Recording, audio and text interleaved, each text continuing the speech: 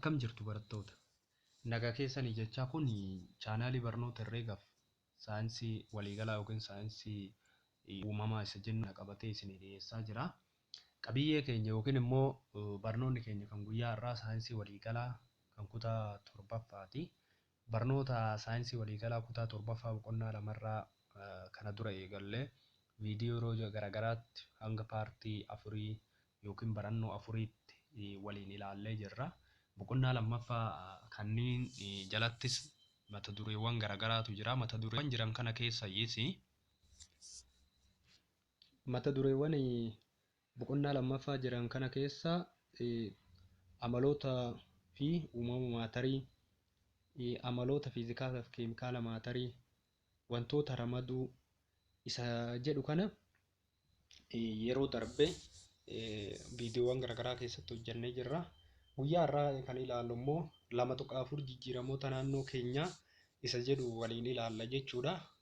Kallattii maamee tokkoon tokkoo jijjiiramoota naannoo keenyatti ta'an maal akka ta'anii fi adeemsa isaanii, jijjiiramoota isaanii, faayidaa fi miidhaa isaanii fi akkasumas immoo qoodama isaanii tokko tokkoon ni ilaallaa jechuudha.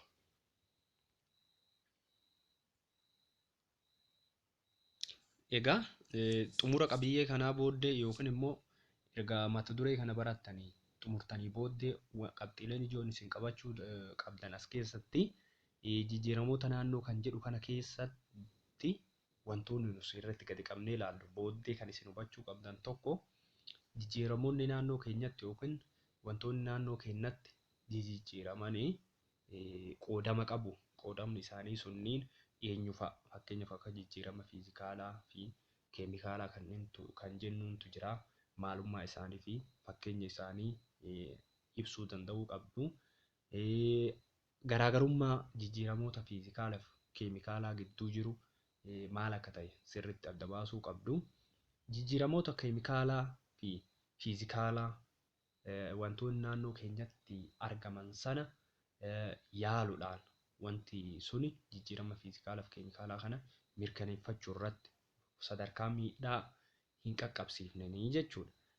Akkasumas immoo yeroo immoo jijjiiramoonni keemikaalaa fi fiizikaalaa kunniin naannoo keenyatti yookiin jijjiiramoonni wantoonni naannoo keenyatti argaman yoo jijjiiraman miidhaa akkamii fi faayidaa akkamiitu uumama kan jedhu kanneen qabiyyee kana keessaa ni argattu. Xumura irratti wantoota amma jenne kana sirriitti adda baafachuu qabdu jechuudha. Egaa tokko tokkoon yoo ilaallu jireenya guyyaa guyyaa keenya keessatti yommuu jireenya guyyaa guyyaa keenya gaggeessinu wantoota garaagaraatti kan nuti gargaaramnee jireenya keenya sana sochoofnu yommuu wantoota jireenya keenyaaf barbaachisu kanneen haala mijeeffachuuf deemnu wantoota naannoo keenya keessa jiran irratti dhiibbaa baay'eetu uumamaa. Dhiibbaa yeroo uumamu kanneen immootu wantoota naannoo keenyatti jiran gama uumamaatiin jiranii irratti dhiibbaatu uumamaa. Dhiibbaan uumamu kunis tokko jireenya keenya gaggeeffachuu keessatti wantoota irratti kan hirkate waan ta'eef wantoota san irratti yommuu bu'uureffanneetiin sochoonu wantoota sanneen wantoota naannoo keenya jiran sana irratti immoo jijjiiramoota garaagaraatu adeemsifamaa jechuudha. Kanaaf jijjiiramoonni naannoo keenyatti adeemsifaman fakkeenyaaf kan mana barumsaatti jira, mana jireenyaa bakka itti taphannutti wantoota garaagaraati kan adeemsifamu.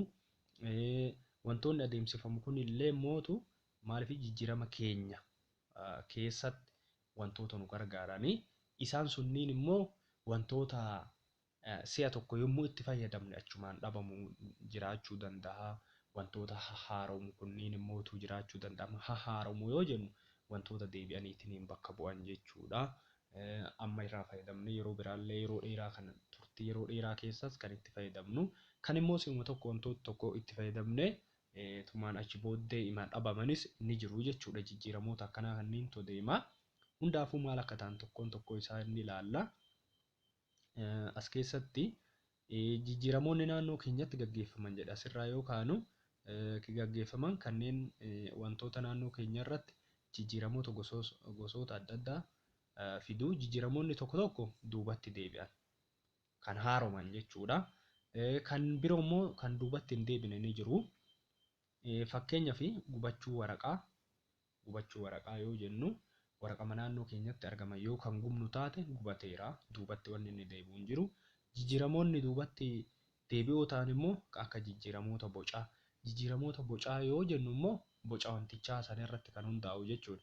Fakkeenyaaf bocni wanta tokkoo kan dura roga-afree ture hamma isaa sana yookiin immootu yoo gara geengootti kan jijjiirru ta'e yookiin immoo kan geengoon jiru gara roga-afreetti yoo kan jijjiirru ta'e yookiin immoo gara boca maleessatti yoo kan jijjiirru ta'e boca jijjiiramoota bocaati jennaan. Hamma yookiin faalkaa ta'a. Hamma kan jennuun amma wanti isaa sana xiqqeessuu yookiin guddisuu. Faalkaa yoo jennu immoo dhangala'oo gara gaasii, gaasii gara dhangala'ootti jechuudha. Fakkeenyaaf bishaan baradoo gochuu yookiin cabbii sana immoo gara dhangala'ootti deebisuu. Wantoota akkanaa kanniintu kan gaggeeffamu jechuudha. Isaan kunniin immoo warra duubatti deebi'uu danda'an jechuudha. Fakkeenyaaf bishaan yoo kan fudhannu taate bishaan firiijii keessa yoo kan goonu taate bishaan suni cabbii ta'a yookiin dhagaa ta'a. Dhagaa sana immoo baasnee yookiin immoo cabbii sana baradoo sana baasnee bakka ho'i jiru yoo kan kennu taate ni baqa amala duraa sanitti deebi'a jechuudha. Hantoota kana jechuudha. Akka waliigalaatitti immoo jijjiiramoonni naannoo keenyatti gaggeeffaman bakka namatti ramadamu. Isaanis jijjiirama fiizikaalaa fi jijjiirama keemikaalaa jedhamu. Hiika tokkoon tokkoo isaanii immoo ilaallu. Jijjiirama fiizikaalaa jechuun maali? Jijjiirama keemikaalaa jechuun maal akka ta'e jechuudha. Tokkoffaa irratti kan nuti amma ilaallu jijjiirama fiizikaalaa. Jijjiirama fiizikaalaa kan jennu maali? Fakkeenyi isaa hoo kan jennu ni ilaallaa jechuudha. Jijjiirama fiizikaalaa kan jennuun jijjiiramootni fiizikaalaa maatarii jijjiiramoota qabiyyee fi maalummaa wantoota osoo hin jijjiirin as keessatti ilaalaa kan. Jijjiirama fiizikaalaa kan jennuun qabiyyee fi maalummaa wantichaa gonkumaa hin jijjiiru. Qabiyyees hin jijjiiru, maalummaa wantas hin jijjiiru jechuudha. Inni kun maalidha? Jijjiirama fiizikaalaa. Jijjiirama qaama irratti ta'u jechuudha. Wantichi sun maalummaa isaa osoo gad hin dhiisin, qabiyyee isaa osoo gad hin dhiisin, garuu fiizikaala isaati irratti yookiin hamma isaa sanatti yookiin immoo boca isaa sana irratti kan jijjiiramu jechuudha. Fakkeenyaaf jijjiiramoota fiizikaalaa kan jennu waraqaa kukkutuu. Waraqaa fuunee yoo kan kukkunnu taate amala waraqummaa sana gad hin dhiisu. Qabiyyee isaas hin jijjiirre. Wanti nu goone waraqama dura jiru sana kukkunnee xixiqqeessinee jechuudha. Kanaaf waraqaan dura fakkeenyaaf dabtara keessan keessaa waraqaa kuttanii yookiin immoo idduma biraatii fiddanii yoo jettanis waraqama jedhama. Kukkuttanii yoo xiqqeessitanis immoo waraqama jedhama jechuudha. Salfarii daakuu. Salfarima yoo daakames salfarima ta'a jechuudha. Bishaan keessatti bulbulamuu ashaboo. Ashaboo yoo bulbulameetiin hin jedhe gad hin dhiisu jechuudha. Maalummaa isaa ashaboo. Baquu cabbii duubatti deebi'uu danda'a. Yoo baqe booddee immoo firiijii keessa deebi'uu danda'a. Danfuu bishaanii. Bishaan yoo bakka ho'aa keessinne ni danfaa. Bakka qorraa yoo geessine immoo amaluma duraa sanitti deebi'aa jechuudha. Wanni nuti jijjiirre hin jiru jechuudha. Jijjiiramoonni kan akka kukkutuu gochoonni akkanaa jechuudha. Babbaqaqsuu, daakuu, bulleessuu fi kan kana fakkaatan jijjiiramoota makaanikaalaa jedhamu. Jijjiiramoonni kunniin jijjiiramoota fiizikaalaati. Qabiyyee isaati irratti wanni jijjiirame hin jiru. Maalummaa isaa wanti inni gadi dhiise hin jiru. Garuu maal ta'e jechuudha. Yookiin caccabe, yookiin kukkutame, yookiin babbaqaqfame, yookiin bulbulame sanarraa kan hafe wanti tokko wanni jijjiirame hin jiru jechuudha. Isaan kunniin jijjiiramoota fiizikaalaa jennaanii jechuudha. Qaama irratti wanta ta'u jechuudha. Inni lammaffaanii jijjiiramoota jiruun keessaa jijjiiramoota keemikaalaati jechuudha. Jijjiirama keemikaalaa kan jennuun immoo jijjiiramoonni keemikaalaa jijjiiramoota maalummaa fi qabiyyee wantootaa jijjiiranidha. Ammas keessatti maalummaa wantichaa ni jijjiirama, qabiyyeen inni of keessaa qabus ni jijjiirama jechuudha. Jijjiirama keemikaalaa wantootaa jechuudha. Fakkeenyaaf gubachuu wantootaa jedhama. Gubachuu wantootaa kuni fakkeenyaaf waraqaa tarsaasuu fi waraqaa gubuu waa lama osoo fudhanne waraqama tokko yoo tarsaafne fi yoo gubne garaagarummaa isaa jechuudha. Waraqicha yoo tarsaafne jijjiirama fiizikaalaati. Fiizikaala yookiin qaama isaati irratti jijjiirama finne malee waraqama jedhama kukkutaan sun. Garuu waraqicha sana osoo gubne maal tahaa? Daaraa ta'a. Daaraan sun immootu waraqaa sanatti deebi'uu hin danda'u yookiin waraqaa hin jedhamu. Daaraan daaraadha waan ta'eef jechuudha. Inni kun amma jijjiirama keemikaalaati. Wanta sana maalummaa isaallee jijjiirre qabiyyee isaallee jijjiirre waraqaa kan ture gara daaraatti jijjiirame yookiin immoo wanta gara du'aatti jijjiirame jechuudha. Inni kana maal ta'a jechuudha? Jijjiirama keemikaalaa jedhama. Wal nyaatiinsa asiidiif beezii. Asiidiif beezii yoo wal kan nyaatu taate waan gara bira uuma. Ashabuulee fa'aa uuma. Inni kun amma maalidhaa? Waan gara gara uuma. Asiidii fi beeziin jechuudha. Kanaaf jijjiirama keemikaalaati jennaanii jechuudha. Inni biraa wal nyaatiinsa sibiilaa maagneeziyeemii fi oksijiinii. Sibiilli maagneeziyeemii fi oksijiinii illee yookaan wal nyaatu taate waan biraa kennaa. Inni kunis jijjiirama keemikaalaati. Daanda'uu sibiila ayiranii. Sibiilli ayiranii yookaan daanda'e ta'e fakkeenyaaf mismaara yoo fudhanne wantoota isinii hubatamuu danda'u. Mismaarri yookaan daanda'u ta'e ni caccabaa, ni burkutaa, gara biyyeetti deebi'aa jechuudha. Of duuba deebi'eetiin wanticha sana mismaarummaa sana hin qabatu jechuudha. Kanaaf wantoonni kun wantoonni maalummaa fi qabiyyee wantichaa sana jijjiiran maal jennaani? Jijjiirama keemikaalaa wal nyaatiinsa yommuu gaggeessan kadhamamuu danda'anii waan haaraa gara biraa uumuu danda'uu fi kunniin kan fakkaatan jijjiiramoota keemikaalaati jechuudha.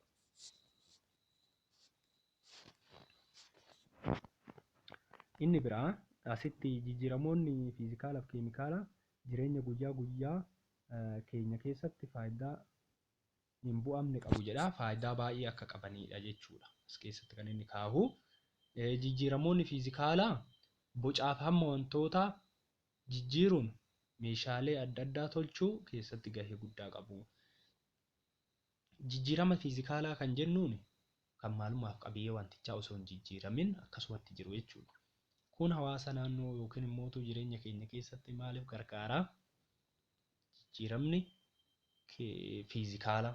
Jijjiiramni fiizikaalaa maalidhaa? Wantoota naannoo keenyatti argaman irraa maalidhaa? Bocaa fi hamma isaa jijjiiruudhaan yookiin hammaa fi boca isaati irratti jijjiirama fidu waan gara biraa haaraa uumuu ni dandeenya. Fakkeenyaaf teessoo yookiin immoo minjaala hojjechuu yoo barbaanne mukarraa kan inni hojjetamu. Mukni sun soofamee yookiin bocamee boca minjaalaa qabatee yookiin boca teessoo qabatetti mukni dura ture sun gara teessoo yookiin immoo gara minjaalaatti dhufa.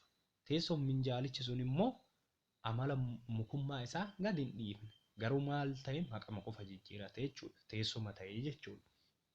Inni kun faayidaa qabaadha. Teessoo sana gochuuf dirqama jijjiirama keemikaalaa gaggeessina osoo hin taane jijjiirama fiizikaalaa irratti uumna yookiin immoo hamma fi boca isaa jijjiirraa jechuudha. Gara ofii barbaanne sanitti sana keessatti immoo qabiyyee fi amala isaa fi maalummaa isaa wanni nu jijjiirre hin jirudha jechuudha. Jijjiiramoonni faayidaa qabaniif miidhaa geessan jiru jedha.